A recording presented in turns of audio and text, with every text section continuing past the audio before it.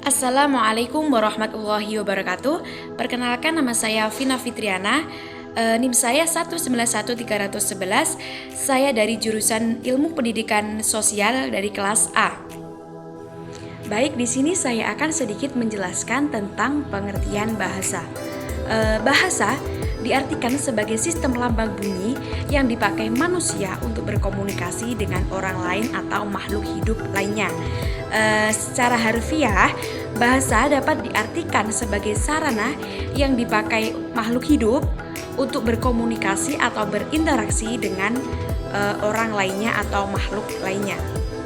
Selanjutnya saya akan sedikit menjelaskan tentang bagaimana bahasa tercipta, bahwa bahasa tercipta dari aksara. Bukti tertentu mengenai aksara yaitu berupa 7 yupa, yaitu tiang batu untuk menambatkan tiang tali pengikat sapi, yang bertuliskan prasasti mengenai upacara Wapakaswara yang diadakan oleh Mulawarman Raja Kutai dari Kalimantan Timur, bahwa tulisan yupa tersebut menggunakan aksara Palawa dan bahasa Sanskerta. Berdasarkan tinjauan pada bentuk huruf aksara Palawa pada yupa, para ahli menyimpulkan bahwa yupa-yupa tersebut dibuat sekitar abad keempat. Akar paling tertua dari aksara Nusantara adalah aksara Brahmana India yang berkembang menjadi aksara Palawa dan Tenggara antara abad ke-6 sampai abad ke-8. Aksara Palawa kemudian berkembang menjadi aksara Kawi yang digunakan di sepanjang periode Hindia Buddha Indonesia antara abad ke-8 sampai abad ke-15 dengan beberapa variasi dan turunan yang digunakan dalam lingkup daerah tertentu. Selanjutnya, saya akan menjelaskan tentang asal-usul dari bahasa Jawa. Secara garis besar, bahasa Jawa dibedakan menjadi 3 fase. Yang pertama yaitu bahasa Jawa kuno, yang kedua yaitu bahasa Jawa pertengahan, dan yang ketiga yaitu bahasa Jawa baru. Yang pertama yaitu bahasa Jawa kuno. Bahasa Jawa kuno ini bermula pada abad 9 sampai 14 Masehi. Pertama dikesah dalam prasasti Sukabumi yang ditulis dengan baik dalam bentuk puisi. Yang kedua yaitu bahasa Jawa pertengahan. Bahasa Jawa pertengahan ini dimulai pada abad ke-13 sampai ke-16, muncul di kerajaan Majapahit. Setelah itu beralih ke Bali, yaitu menjadi bahasa Jawa Bali. Setelah itu muncul karya puisi berdasarkan metrum Jawa asli yang diberi nama Kidung. Selanjutnya yaitu yang ketiga, yaitu bahasa Jawa baru.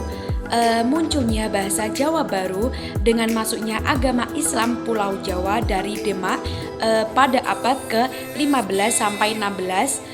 Dengan munculnya agama ini terciptanya karya-karya yang bernuansa Islam. Selanjutnya, bangkitnya Mataram menyebabkan ragam tulisan bahasa Jawa beralih ke pesisir pedalaman. Kemudian dilestarikan di Surakarta dan Yogyakarta yang menjadi dasar dari bahasa baku Jawa masa kini. Dan pada abad ke-17 muncullah perbedaan tutur kata bahasa Jawa antara tutur kata ngoko dan tutur kata krama. Buku-buku cetak bahasa Jawa mulai muncul pada tahun 1830 yang berbentuk aksara Jawa. Kemudian pada abad ke-19 mulai digunakan dalam bentuk novel, cerita pendek, dan lain-lain. Dan kemudian ragam bahasa Jawa baru digunakan pada abad ke-20-an hingga sekarang dan biasa disebut juga dengan bahasa Jawa modern.